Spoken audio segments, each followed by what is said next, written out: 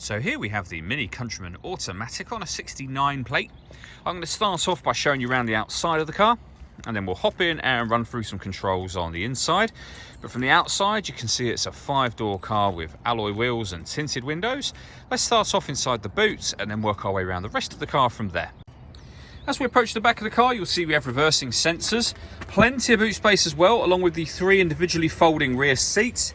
And then this tray section will lift to give you even more space underneath should you need that. Okay, so we're just going to work our way back round to the front of the car, and then we'll hop in and run through some controls on the inside. But now that we've done a full circle of it, you can see it's in excellent condition the whole way round. Just briefly before we climb in, I think it's well worth seeing the interior from this exterior point of view. There's plenty to run through on the dashboard, so let's hop in and we'll do that now. Okay, now that we're inside the car, we're going to start with the dials. On the left-hand side, we have the rev counter, we have the speedometer in the middle, and on the right-hand side, the fuel gauge. Also in the middle, you can see the total miles for this car, which are 6,340. Above that, you can change information displayed there by using a button on the end of the indicator stalk for various bits of trip computer, fuel economy and car information, including a digital readout for the speedometer that you can have in that section should you wish to. As we back out to the steering wheel, on the left-hand side, we have cruise control and speed limiter, and on the right-hand side, stereo and phone controls.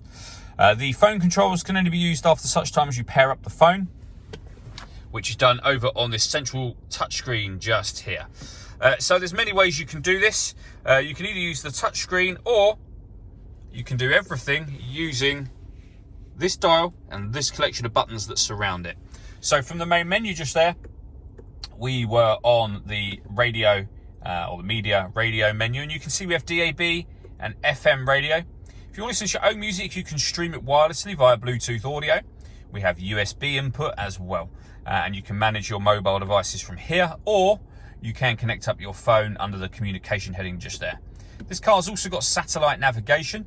There's a full video showing how this works that you can find on our website and on our YouTube channel, but this is Mini's Media Pack XL, so you've got this extra wide screen, as you can see. Working our way down, we have the dual zone climate control. So you can adjust the passenger and driver temperatures. You can increase and decrease the fan speed.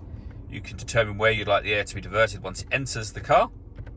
When you're happy with those settings, this button turns your air conditioning off in this case, or back on again. Or you can hit auto.